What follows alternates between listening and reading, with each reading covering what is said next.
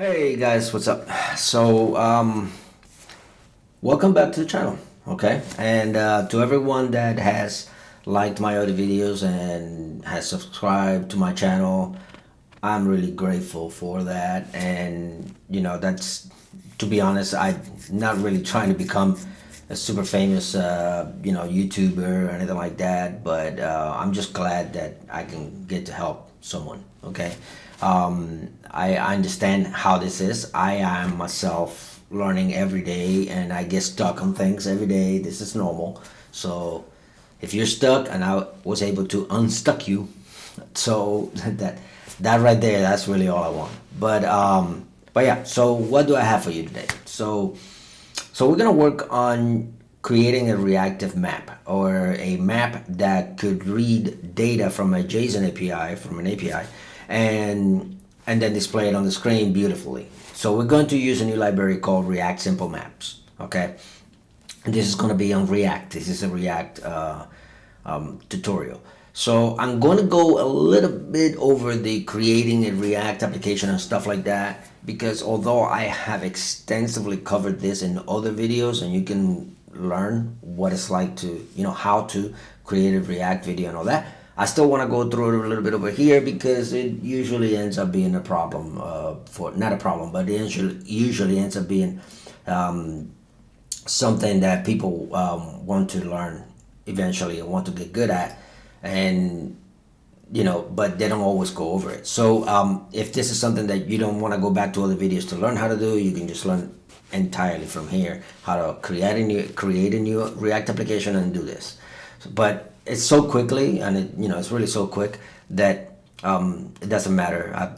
It doesn't matter to me to just go over it again. But if you don't want to hear this part, because it's just kind of like, I've already gone through this part a million times, or I already have an application running, I don't need to learn how to run the application, that's fine. Skip through all of this and go straight to where I'm actually putting this map together. Okay? All right, so really quickly, first thing you're gonna do is you're gonna open up your console, your terminal. I don't recommend you to open your IDE first. Visual Studio Code is what I use. Don't open Visual Studio Code right away and start working on this and on some folder, because you need to install the applications that you can install React, and basically you're gonna need to do some setup. So open the terminal instead, find out where you are to begin with list, and see where you need to go. So in my case, want to go to training room here, and I'm gonna put CD for change directory, TRA tab. That completes the sentence for me, and I'm in there now. ls, okay, I want to work in React, so I'm gonna go to my React folder, and then what do I have there? All right, so I have some stuff in there. So here's when I'm actually going to build the application. So to build an application, and like I said, we've probably gone through this already a million times. So we're going to do an np. So here's the thing: if you need to have Node.js installed, you need to have Visual Studio, you need it, and what else you need to have?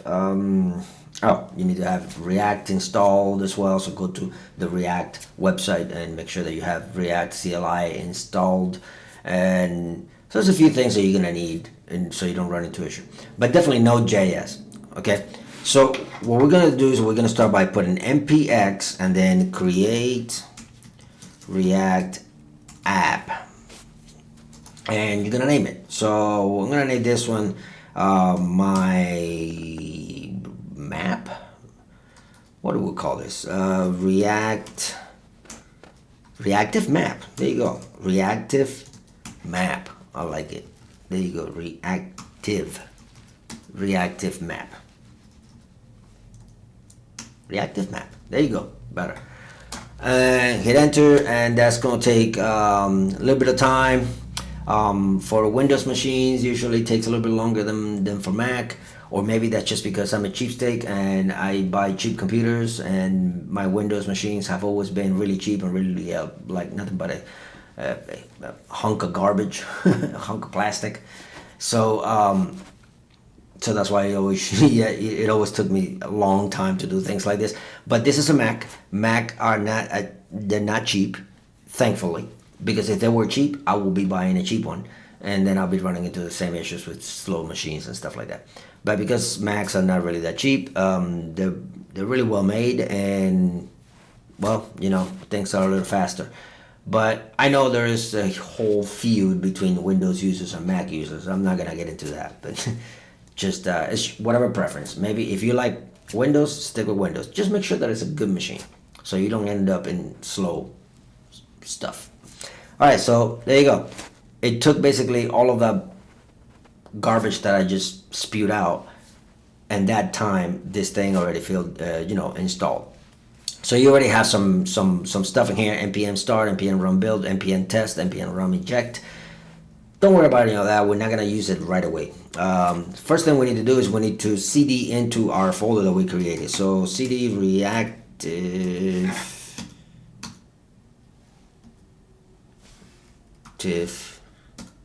cd reactive Mac. Okay, so now that I am in reactive Mac, now I can use my Visual Studio Code. If you have Visual Studio Code, do this. If you don't have Visual Studio Code, if you have, I don't know, Intel something or IntelliJ or something like that is called, or if you have Atom or whatever, Adobe Dreamweaver, who even uses that anymore? But if you have a Visual Studio Code, then do this.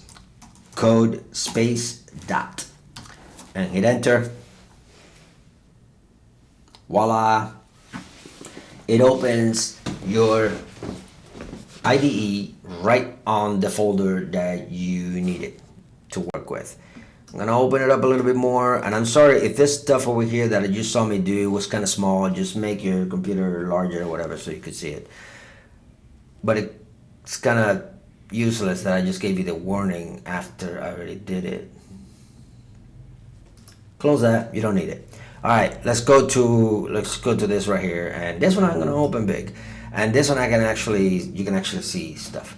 All right, so I'm gonna close this search right here because I don't need that, and here we go. We got our node modules here where all our packages are installed. Public folder in there. There's gonna be some stuff that you're gonna see on the screen. This is what basically is going to run on the screen on the browser, and then the source, which has all of our code in there and some package and some blah blah blah. All right, and then down here you have the integrated terminal. This is good. This is like the thing that you just saw me use, but it's integrated inside of IDE. Okay, inside of my IDE. Now, if you are interested about what apps I have in my Visual Studio Code is different than yours, is because I have some extensions here that maybe you want to use. So I'll just give you a look. Let me close these so you don't get confused. But I'll give you a look. You can pause, look at them, install them. And these, that's it. That's all I have right there. If not, then let's not worry about it. And if you already have them installed, then you should have everything that I have. If you have this in terminal right here, I like to have 3. 1, 2, and 3. Where is the 3? Where is the 3? 3. There you go. I like to have 3 on because one is going to run my front end. The other one is going to run my JSON server, which we're going to add to this because I want to mimic what an API will look like from coming in for you. So we're going to do a call, an API call. And then this one is going to be the one that I use for like miscellaneous stuff, like uploading more packages, which there will be more packages that we have to install, okay? But let's start with the first one, which is running the application, just to see what we even have on the screen yet. So we're going to run with npm start, yep, npm start, and give it a little bit of time.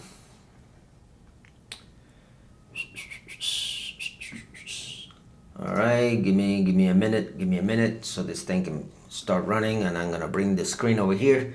And excuse me. All right, sorry about that. All right, I thought somebody was inside.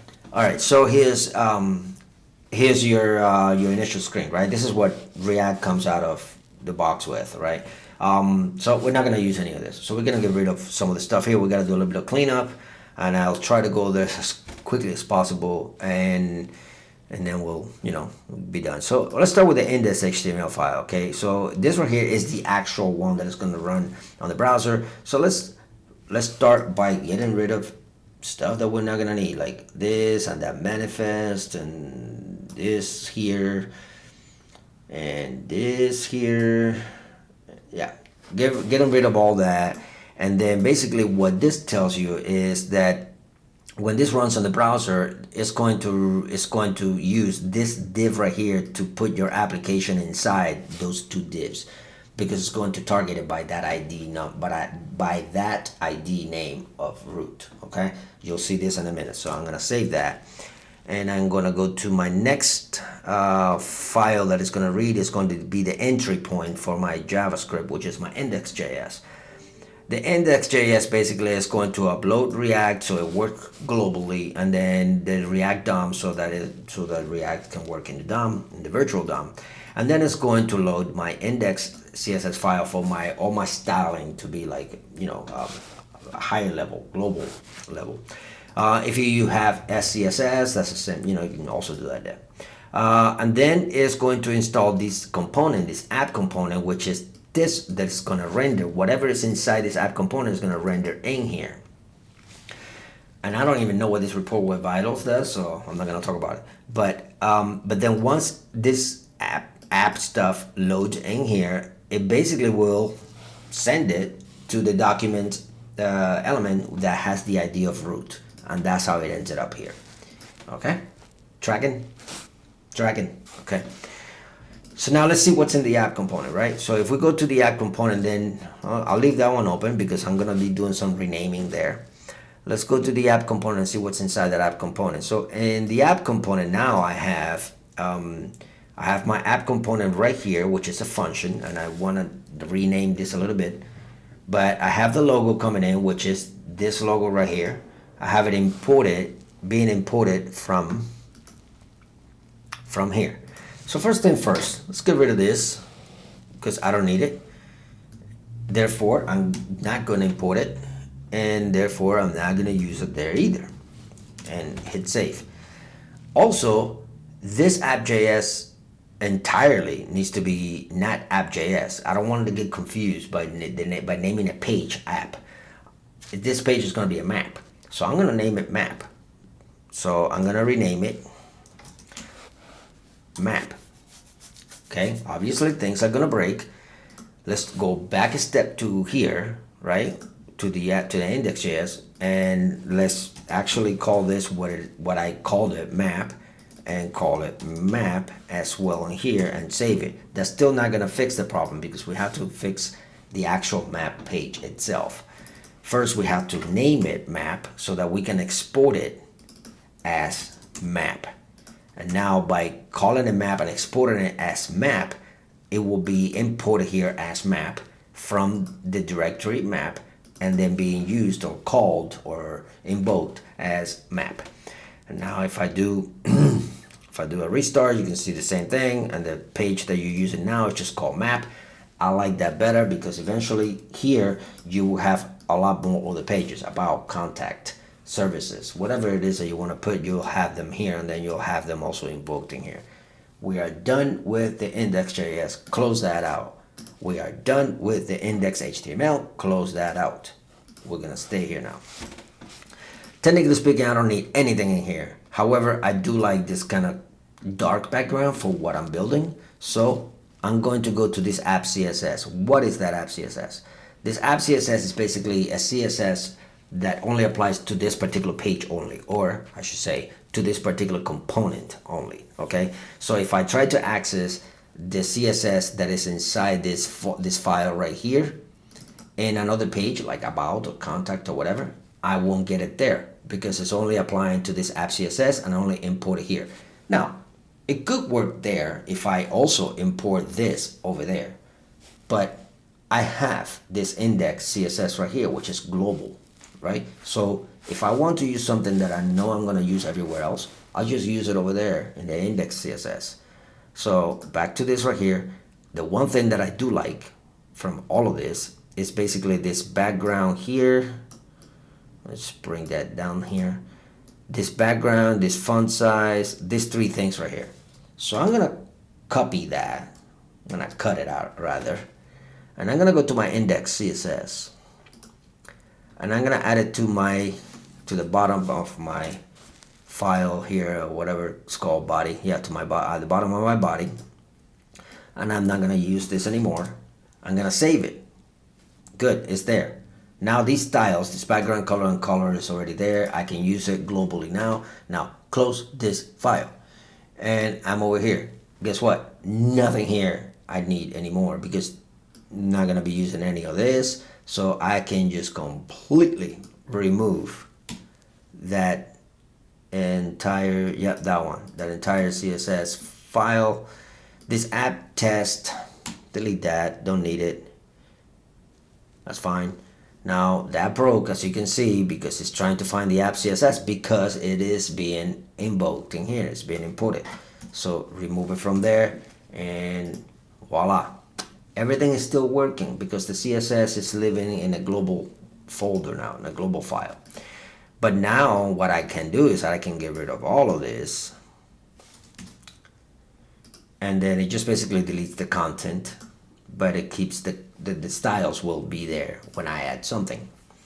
All right, so first thing I want to do is I want to turn this class right here into a non-class and classless component. So I'm gonna put const, keep the name, equals, and then put a fat arrow in there instead.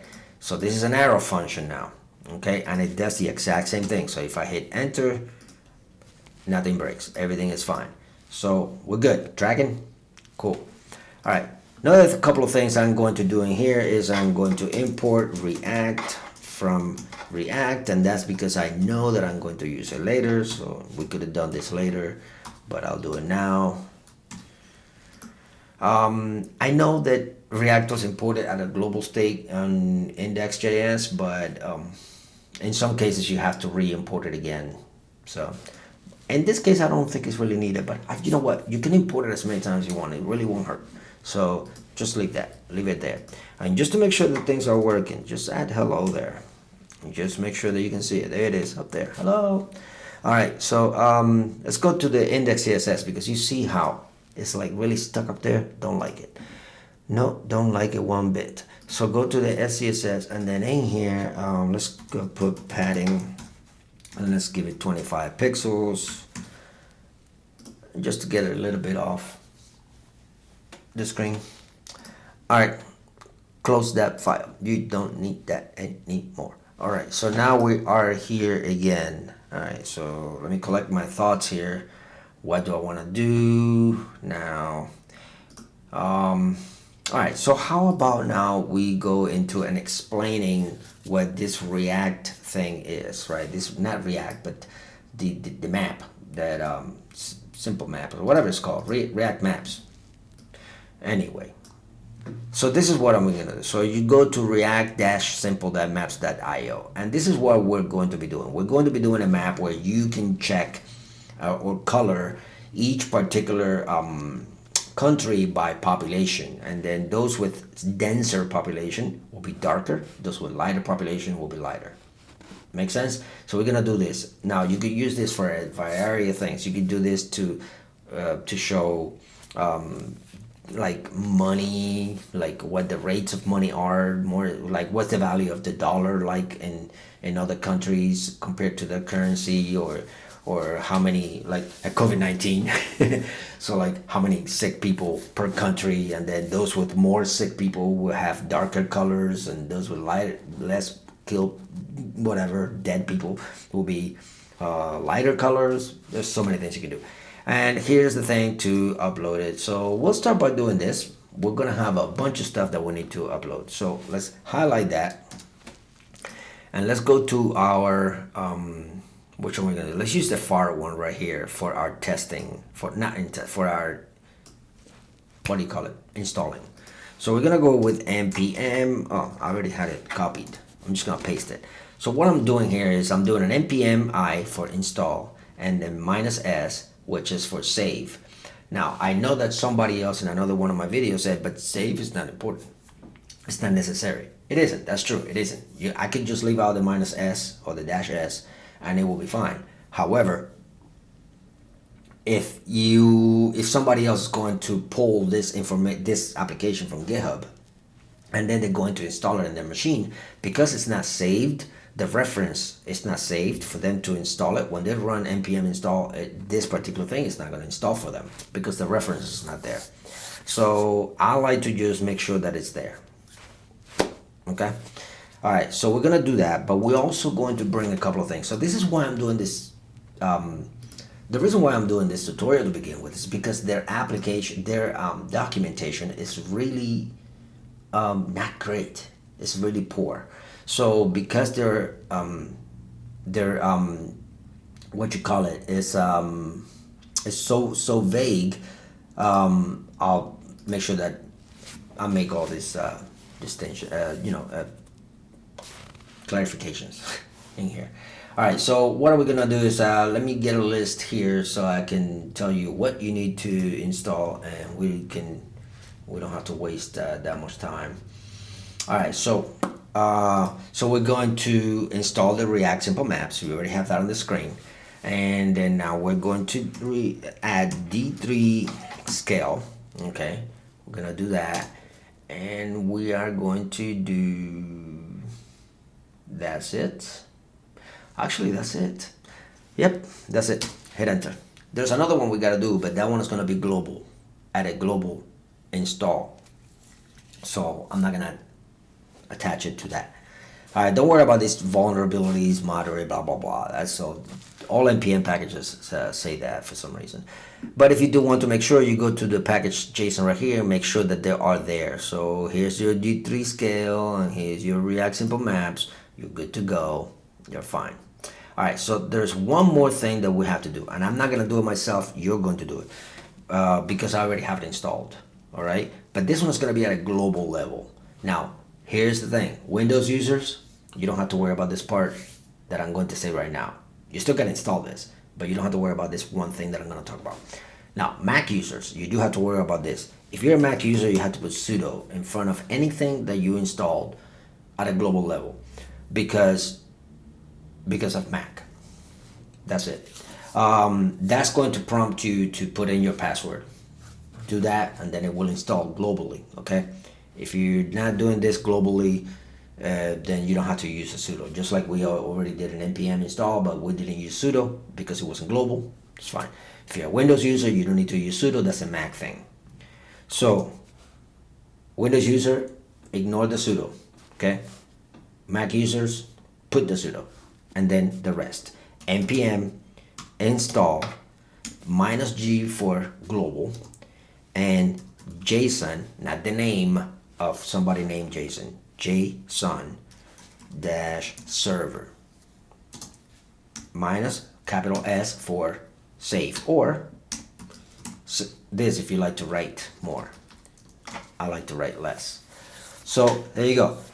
I'm not gonna do it because I already have it installed. I don't want to reinstall it all the time. But that's what you need to do. Once you do that, once you hit enter, it will prompt you for your password. Not the Windows guys, but the Mac. Windows guys, it will just go on. But for the Mac guys, it will prompt you for your password. Put it on there, and get ready to rock. All right, so we are going. Now, what I am actually going to do is I'm going to make it available to me locally. So I'm going to locally put my JSON server inside my package folder, just because you don't have to, but just because that's just me. I like to have a local copy besides the global copy. The global copy is going to work somewhere else from somewhere else, another folder in my computer. This one's going to work right from inside the application. I like that too. So I like to have both. All right. Okay, so that's done. That is done. We can put that aside a little bit, and we can come over here. Now what we're going to do, we already have the app and the front end already running on the screen right here, right? We need to start running an actual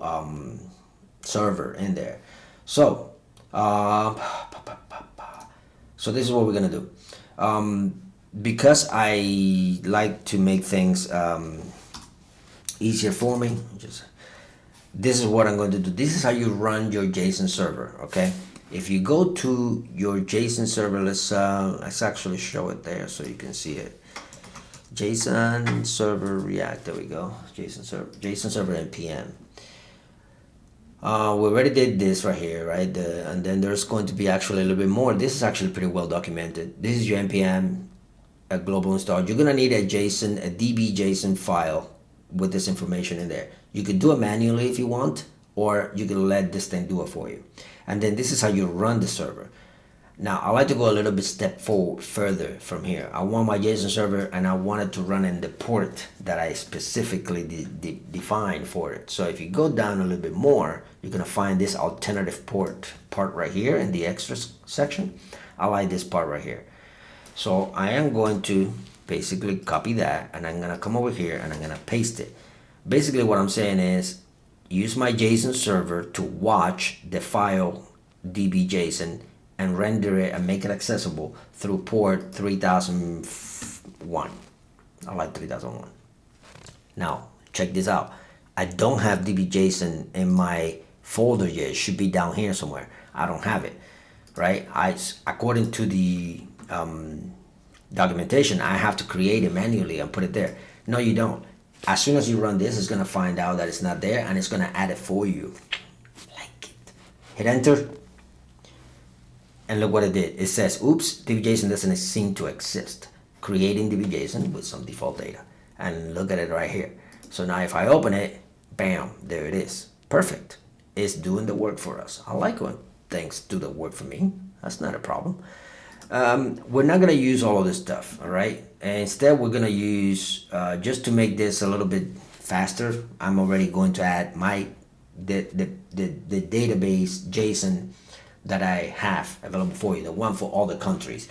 And I am going to post this in the comments because this is going to be a very long JSON file.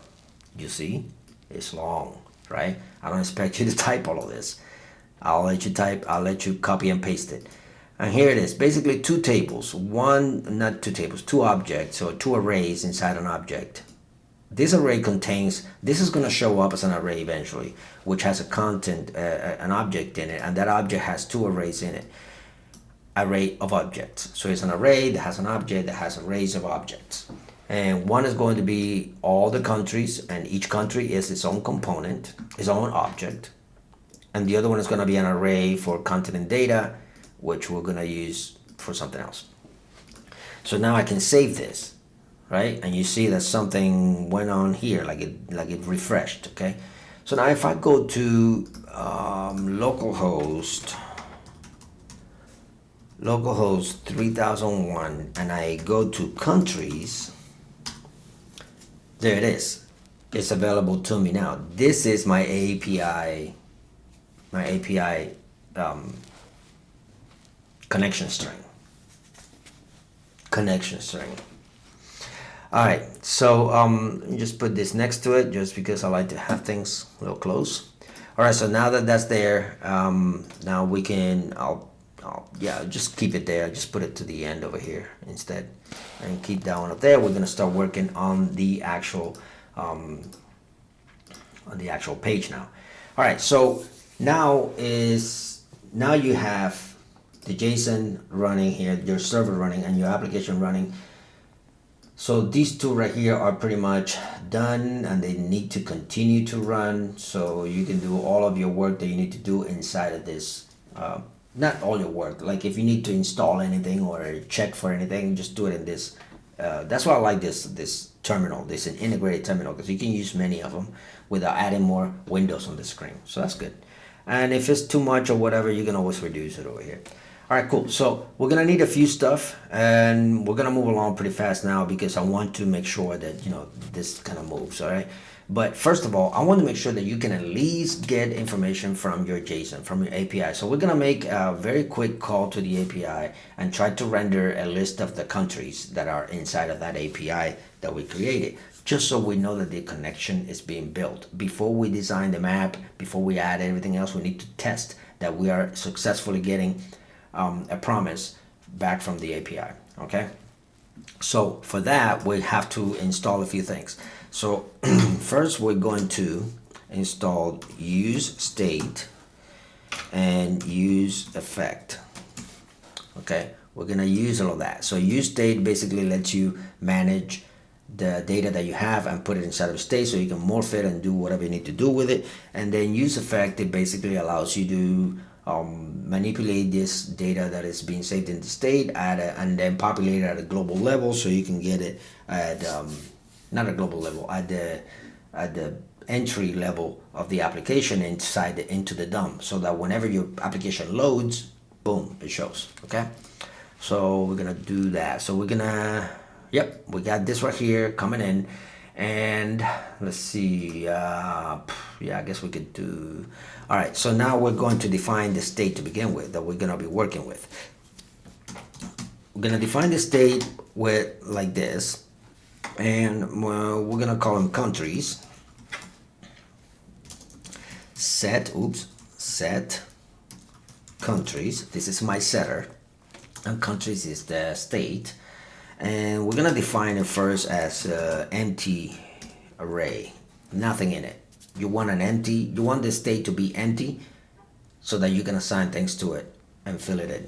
Okay, and all right, so then the next thing now we need to create is a function that is going to actually make a call to this array, to this API. We're gonna call it get data.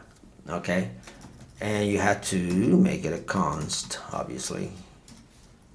There you go, const get data, and that's gonna be just a regular function. There's not gonna be any destruction in there, and that's gonna be an arrow function, if I could type. All right, so now inside your get data, you're gonna make your first fetch. Whoa, no. There you go, fetch, your fetch call, and that's going to be a function, and that's going to take two arguments. So the first argument is going to be your string, and your second argument is going to be your options. These are your two arguments inside of this function. This one is going to be the string, which we have it over here. We can just highlight that, copy, and paste it in there. And there you have it. And then this one, which you can open up and over here, is going to be the options. So some of the options that you can have in there is going to be like header, if you need to pass anything into the header whenever you make an API call, or if you have a param that you need to pass to that API call, to that API, so that to that API call, or with that API call, so that the API can work. Sometimes you're required to pass params in there, but we're not going to use any params in here. But I like to define a header, even if it's not required. I like to define it, and that's going to be content type, and then it's going to be application JSON, and I'm going to copy that, put a comma, and that is also going to be accept. Yep, there you go. So it's the same thing, application JSON for both accept and content type, and that's good. So now what we need to do is we need to do a couple of then here. First one is going to be to bring the response, and then turn the response into a JSON object. And then the other then that we're going to do, oops, what did I do? There you go, outside it. The other, and then once we have the response as an object, then we're going to create a data object in it, and then we're going to make sure that we set our state of countries to the value of that data that we just called. All right, cool. So this right there is how you make the call. However, this is the define of the call, but it's not being invoked. The function is created, but it's not being invoked, so it's not gonna run. It's gotta run, right? So this is where use effect is going to take effect. When do you want this to run? Well, there are different ways that you want. If you want this to run unload, then you use the use effect hook. But if you want it to run by a click of a mouse or something like that, then you can just create a function with an on-click event and then call get data inside there. Like if this was a button, for example, if this was a button and you want this data to be called when you click on a button, then you will run an on-click event with the function of get data. So by doing this, then you're basically, when you click it, you'll get it. And every time you click it, you will get the API back again, over and over and over and over. This is not what we're doing. This is not what we're doing. We're doing it by calling it on a use effect hook, because we want it to be available by loading on the DOM. So that's when you call the use effect. And I'm just gonna shorthand it to this, and this is basically how it goes. I'll clean this up just so you can see it better. Sorry, that kind of confused you, didn't it? Use effect, and this basically inside the use effect there is a function, and this right here, which are the dependencies. Now as a function, that's when I want get data to run. So this is basically saying when the DOM is ready, what do you want to do in here? And in my case, I wanted to do this. I want to run my API call. So this will make the API call happen as soon as it loads in the DOM. All right, so now just to make sure that we are on track and that we are actually passing this data into our setter, which means it lives in here now. So just to make sure that that is true, let's just figure out if that's true by putting a countries here, which is this, and I misspelled it. And then let's do a quick map. This does not mean map like this, okay? I'm not calling map because I'm making a map app, all right? This map is an actual mapping data function in the API. So I'm gonna call the map, and then I'm going to create a country, and then I'm gonna also use the index, and then an arrow. Oops, I already see the mistake. It's not an array, it's that. Okay, and there, and then I'm gonna return. Oh my God, why do I keep doing this? I'm gonna return that, and then in there, just to see if I'm on track, I'm going to, by this guy right here, I'm gonna create that object, and I'm gonna call the name of each country. So now, just to make sure that this is working correctly, this country's map basically is where the data lives now in here, because it was set inside that state by the setter that is picking up the data here and making sure that it goes in there, right? So now this state that was an empty array is now filled with the data that is coming in right here and set it by the setter. Okay, so if I map through that and I just create a placeholder basically for it, and then use that placeholder to call data, is to call that name, is going to do that and map a bunch of times for as many times as it finds a name. It's going to give me a list of names in a p tag. So just to make sure that that's right, I'm going to save that, and I'm going to go to my app here, and boom, here are all of the names for every country that I have inside my API. What did I just prove with this? That my server is successfully connected with my front end, and I can actually retrieve the information that I have in there. And I'm going to make sure that I do this every time that I mess around with APIs, so that I'm not debugging later when I have a bunch of other different and more complex logic in it. I want to make sure that I do this before the logic gets a little bit too crazy. So I do it at the most basic level, right? But now that I know that this is working, I can just go ahead and get that out of the way so I don't end up confusing myself. But now that I know that that's working, I'm gonna go ahead and start now adding the map part. So here we go. If you already knew how to do all of this, this is where you start the map. So let's start by doing some imports here, and I'm gonna bring this up from my own copy here so you can see it, and then you can just pause the screen and make sure that you do the same.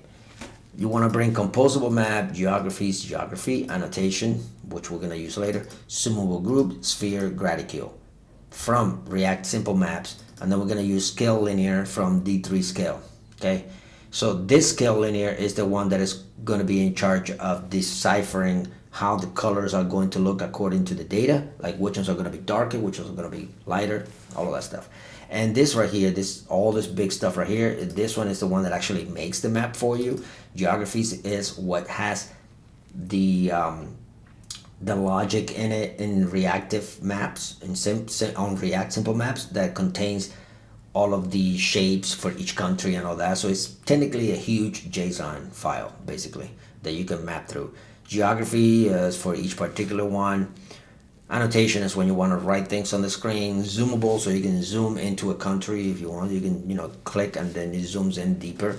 Sphere creates that ball, and graticule creates that grid.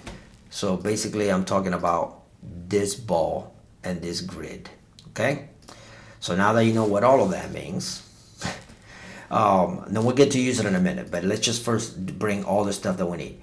Another thing that we're gonna need is going to be our initial layout of the world, right? Our initial outline of the world map. And that is in this HTTPS GitHub user content, blah, blah, blah, blah, blah. Store it inside of a variable called geo.id, so that way you can use it later. Okay. All right. So now that you have all this, it's time to get working. So we're gonna create the linear. We're gonna first create this linear color here. So I'm gonna call that. I'm gonna store that into a variable, and I'm gonna call it color scale. And inside the color scale, then I'm gonna call the scale linear right there, and the scale linear is going to be a function, so that's an invocation of that scale linear. And then I'm going to bring in a couple of stuff: the domain and the range. So I'm going to be using these three stuff right here. The scale linear is going to stay just the way it is. The domain is basically going to be the range of the data that you want to use in order to create the min and the max. So in our case, we'll look at the data, and what we want to do is we want to use this data right here to define the lowest number. You will use the lowest color, the lightest color, or the starting color, I should say. And then the highest number will use the deeper, darker color, right? So how do we find it? Well, the first one is going to be always a 0. So this is going to be an array, by the way. And the first one is going to be a 0, right? That means the lightest country will be the country with a 0 population density, meaning nobody lives in that country. I don't think that's correct. Somebody got to live there, right? But we'll put 0 anyway. And then the other one, right here, the second number, is going to be the highest one. How do we know which one is the highest? Well, in this case, so the way that I do it, a little trick that I do it, is I Control F, and I start by the big one. And I see how it says no results. So I start, and then I go to 8, 7, 6. Okay, so 6. So we know in the 6 millions, that's where we are looking for. We're looking for the 6 millions. And now we'll start with 9, 8, 7, 6, 5, 4, 3, 2. 6, 5, 4, 3, 2. Okay, and then 9, 8, 7, 6, 5, 4, 3. All right, and then we go to this one and try each number from 9 down. Okay, 4, And then obviously 9, that's that one right there too. And then let's start here with the last one.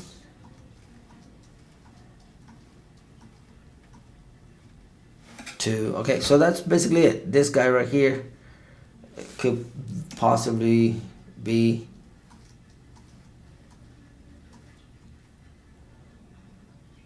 yeah, that's basically our guy. C23, yep, that's right here. So this is right here is the largest. So just to make sure that I'm always quite a little bit above my range, I put that in there, and then I'll give myself maybe a little bit more room, and I'll make this a just round it up to a 3, and then I have 1, 2, 3, 4, 5, and then I have 5 places I put 0. 1, 2, 3, 4, 5. So there you go. So now we know that everybody is going to fit inside that range of values. Okay, the closest to the max is going to be darker, and the closest to the min is going to be lighter. And then the last thing we're going to do is to add an array here with 2 colors, which I already have defined, but you can use any color you want.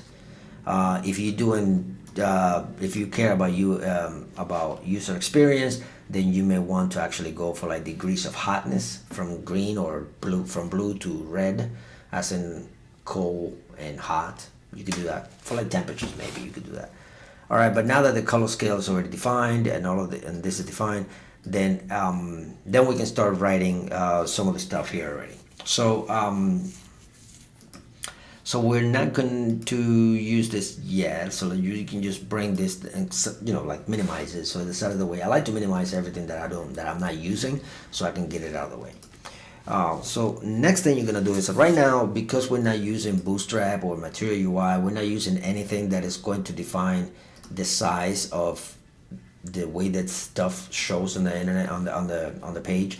We kind of have to do this by hand. If you were using a Material UI, for example, or something like that, then just by calling the grid or something like that, it will give you a size. If you're using Bootstrap, by calling card or something like that, you will already get a size.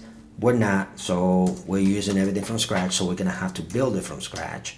So what we're gonna do here is we're gonna do a div with a style, and then we're gonna make it width 50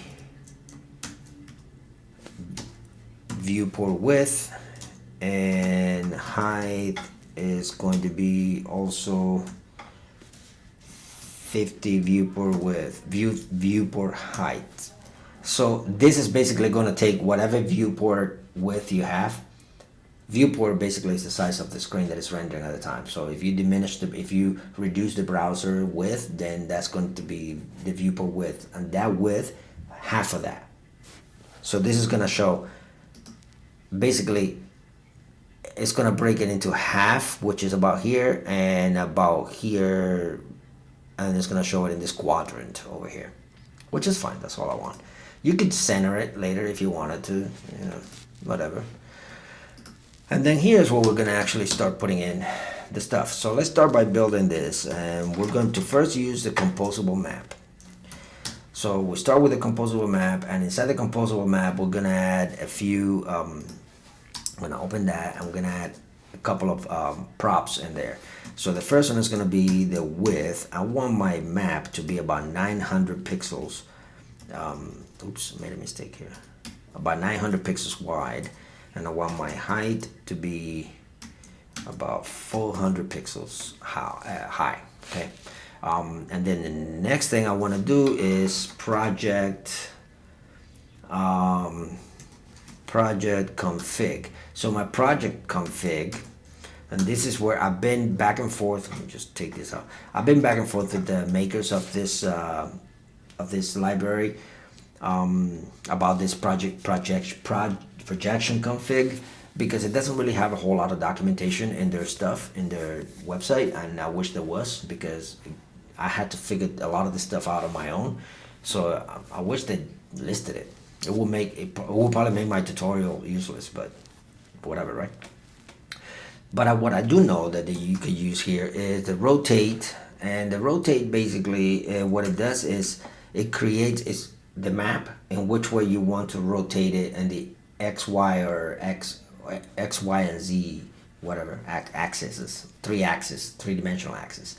And I kind of already know this, so so I'll just give it to you, but I know that it's -10, 0, and 0. If you don't put -10 in the front, then you won't be able to see the North Pole. So the -10 is just so you can get a little bit of a tilt on the map, so that enough that you can see forward, so you can see the top of the map. And then the next thing is going to be the scale, and don't ask me what this number means, but it is 147. And again, I wish these people had better documentation, but I know that if you try to make this number bigger or smaller, it cuts the map, and like, I don't know how it cuts it, but it cuts it. So 147 is how you see the entire thing. All right, so now that you have that, the next thing you're gonna do now is we're going to now use the data that we have inside countries, inside our state right here, to create the map based on that data. So before anything happens, before you do anything at all, when you're working with data, you gotta make sure that your data is even available to begin with. So if you put your countries, which is where your data is, and because it's an array, you check for the length to be greater than 0. Okay, if it's greater than 0, it has something. If it's not, then it's empty. So this is what you do. If it's greater than 0, yay, show something. But if it's not, then I want a p tag there that says loading. Okay, that's the right way to do it. Now in here, obviously you don't want it to say yay. You actually want to show the map, because there is data, right? Country's length is greater than 0, then build a map. So we're gonna start by calling the zoomable group, okay? And in the zoomable group, we're gonna have a few props that we're going to need. So the first one is going to be zoom. Okay, so let's back up a little bit. First, you need to add a state here. So this state is going to call position. I'm going to call it position, and set position. So what does this do is basically, there you go. It basically sets the value that you're going to be using for the zoom quantity, you know, how zoomed you want it to show up and all that, and for the coordinates, like where do you want it to be centered, right, on the screen and all that.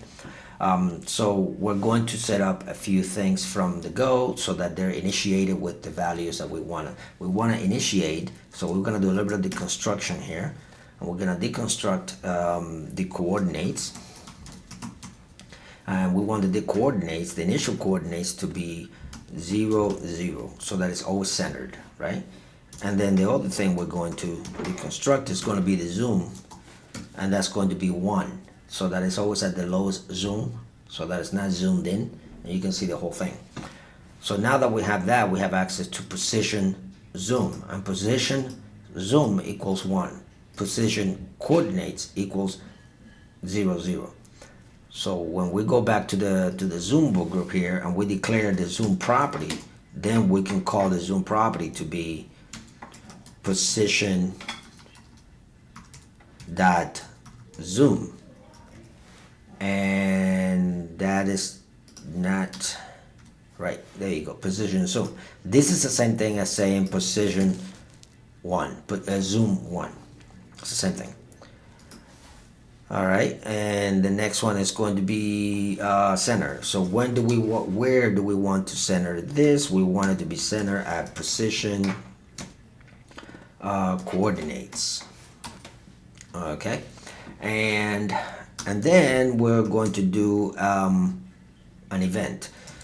So on move end, that means after you do all the movement from the zooming and all that stuff, we wanted to call a function, and that function is going to be, I'm going to call it handle move end. Okay, now we have to create what's inside this function. Right now it's nothing. All right, so let's create it. Let's just highlight it, let's copy it, and let's go to maybe down here, and we're going to create that function. Let's just first create it and then fill it in. Why do I always do that? Okay, yeah, all right. And then what we're going to do there is we're going to pass the position first into that function, and then we're going to also say that set position, which is the setter, set the position to position.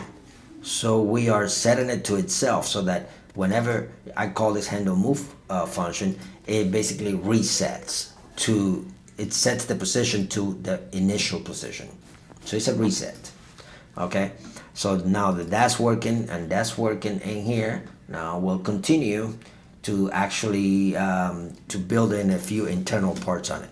So we need to build this sphere, and that is a self-close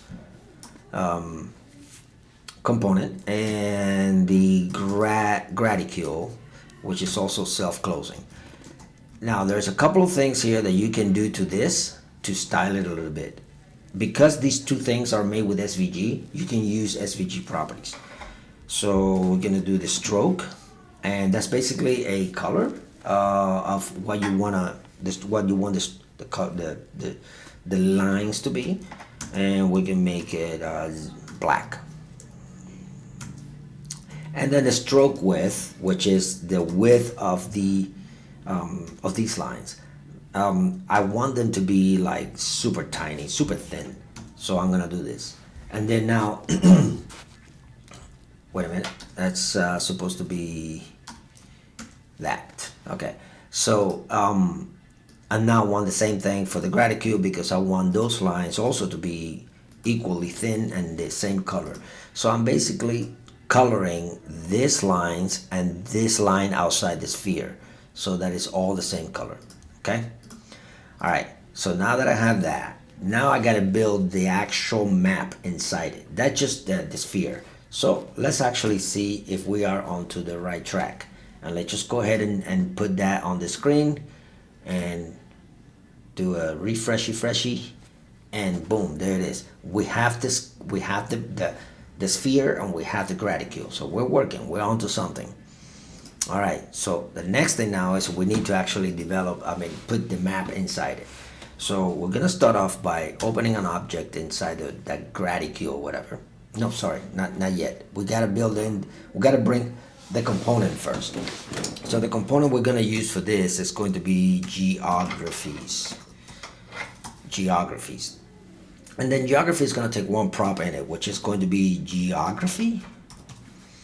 And you're basically saying which geography you want to use. And we have geo URL defined up here. And so like if you look at the top right here, you can see that we define which geography we're working with, which is going to be the world, right? If there's a different one for the United States, there's a different one for, for many of them. So we're using the one for the United States, for the world, and that's the geography that we want to initiate in there. So now in here is where I'm going to use an object in there, because I'm going to be doing some mapping through data and things like that. First thing I want to do is I want to do some deconstruction in there. And in here, I'm going to deconstruct, I'm losing my voice, my geographies. Yep, I'm gonna deconstruct the geographies, and that's just basically a placeholder right now. It's no different than the one that I made here, like this, right? It's basically a placeholder. And then in there, now I'm gonna use it. So I'm gonna give my geographies that I just created here, and I'm gonna use that in order to create it.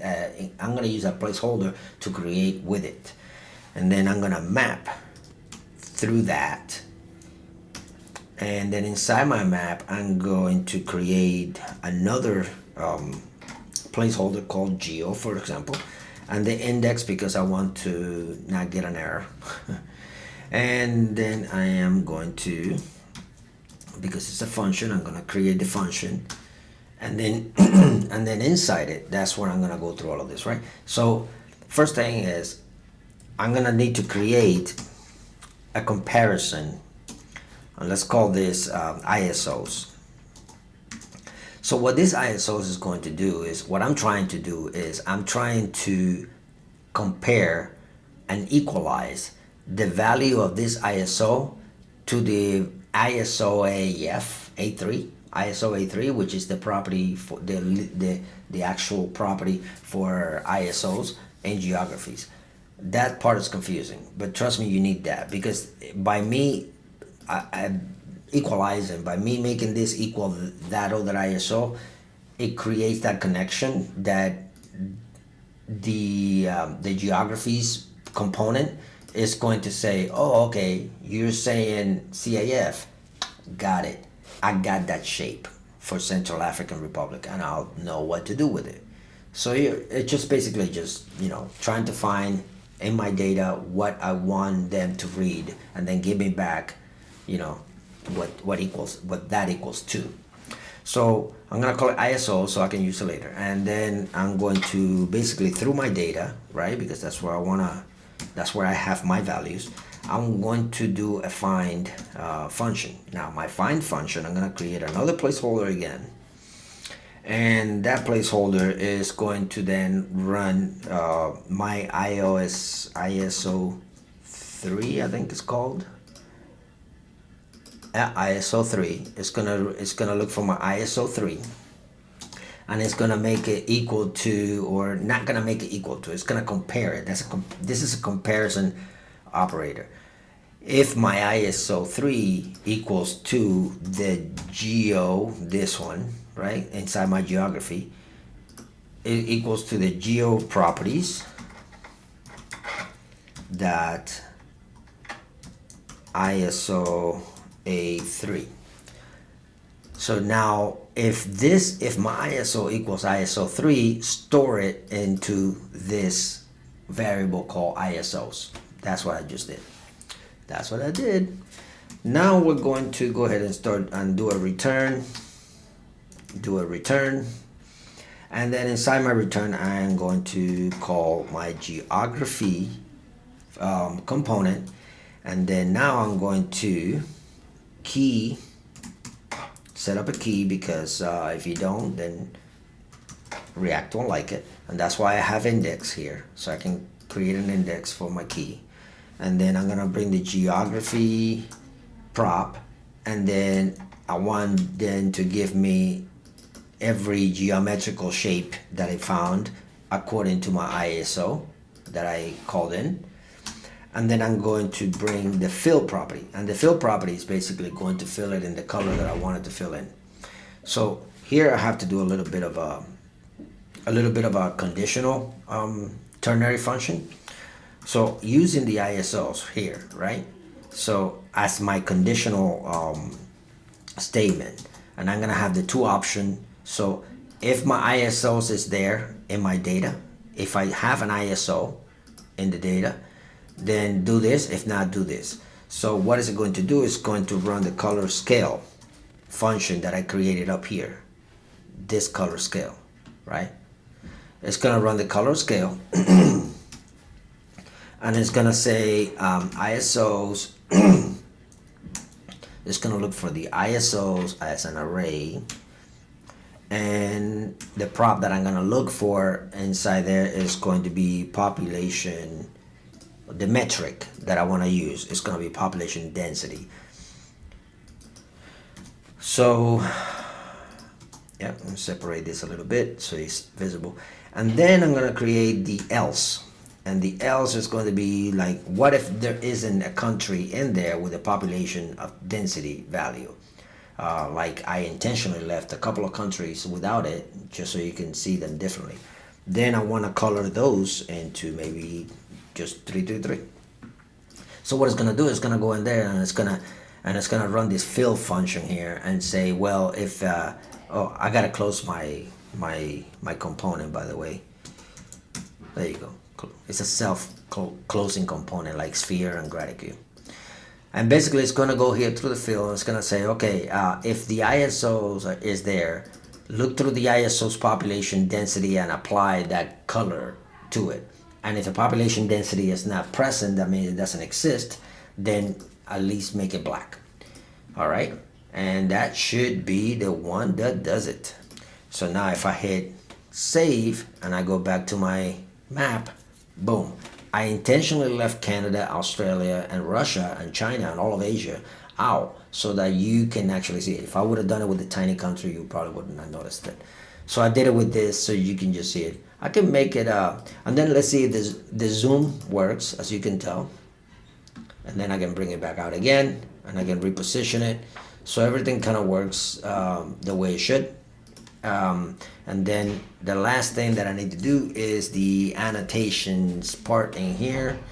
And for the annotations, we're going to use a little different API here. We're going to use the continent API, which is going to give me 3 different annotations. One for the European countries or whatever, or European and African countries, and one for the Latin American countries, and one for the US. And I want this average of people, or whatever you want to call it, that like what is the average per country or something like that in Latin America? What is the average per country in Europe, and what is the average per country in the US, right? Something like that. I'm just making that data up. So the way we're going to do that, excuse me, I had to make sure that I bring in the right stuff on my screen here. All right, so the way we're going to do that is we're going to set up,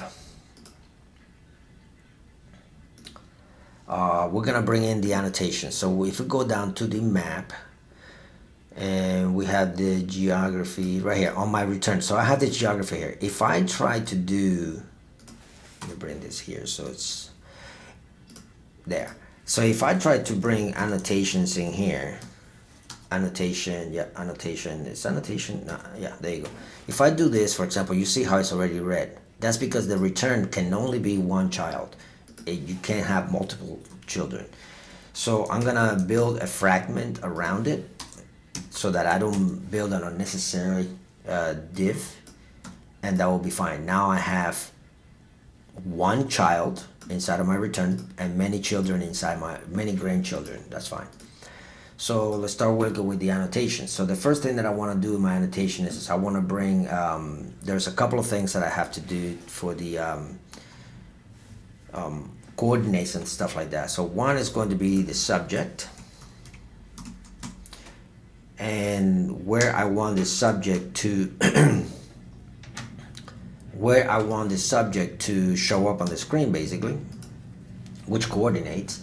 So I know already the coordinates that I need to use, but if you want to use the coordinates that you want to use, you just gotta like figure it out on your own and kind of like move these values around and see where it goes. But I'll save you some of that figuring out. And the next one is going to be my dx, which is my distance away from my coordinates, and in the x-axis, and the other one is going to be the same distance away, right? Like the separation distance. How much from here do I want to deviate, and how much from the y do I want to deviate? And in this one, I want to deviate by minus 40. Like that. And then the last thing I want to do is my connector props right there, and that is going to be that. And then inside there I'm gonna put a stroke. Now this stroke right here, I have a color that I can use. You can use whatever color you want, and the stroke width also. Stroke width, it could be whatever you want it to be. And that's, I'm gonna set mine up to 1, and then the stroke line, I don't need that, that's fine. Stroke width, just leave it at that. And so okay, that's cool, that's fine. And now this is all SVG coding, basically what I'm doing here. So let me close this so I can get my open bracket right there. And then now in there, I'm actually going to use what I want to show inside it. So in here, I can use a rectangle. I can use, like in my case, I have a rectangle.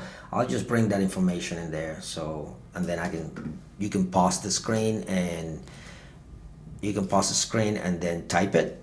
But basically what I'm doing here is drawing a rectangle that is going to be this width and this height, and it's going to be this style. It's going to be this far away from my position. This is going to be the fill, so it's going to be kind of like a see-through black, and the opacity it's going to be black, and this is the opacity to make it see-through. The stroke, which is the outline of the square, and the width, and also if I want any kind of opacity on that stroke as well. And then on top of that, then I'm going to have my my text in there. So I'm also going to bring that as here and have you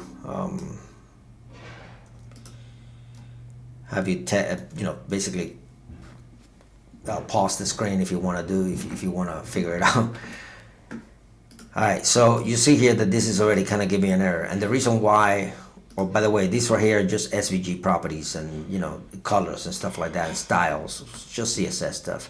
Now you probably thinking, but where is this coming from and all that? So that's basically coming from the same way that I did the get data above it. You want to have one that now brings in the information for the const average. So this is similar to what I did right here. So I'm gonna build a different call, and this one is gonna be get continent data, and this is gonna call the continent part of the API. Continent. Yep, continent. It's gonna be my continent. This is all gonna be the same. This is all gonna be the same, but then the state has to be different.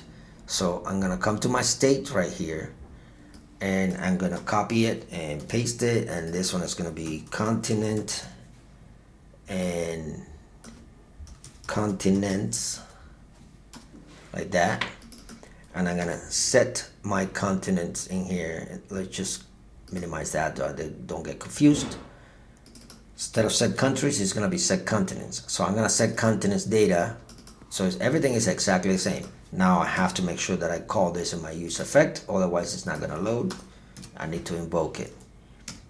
So now it's available to me. I just did the exact same thing that I did before with the data. I didn't do nothing different. But now this continent right here exists. This continent has the information that I need. So if I come over here to my averages, which is, I guess I could have used so continent right here instead of averages. Actually, I should have done continent. I can go through my continent, and then for the first, this is gonna be for America. So it's gonna be my continent position 0.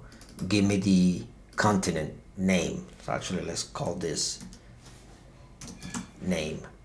Give me the continent name. Yeah, there you go. That's a little better.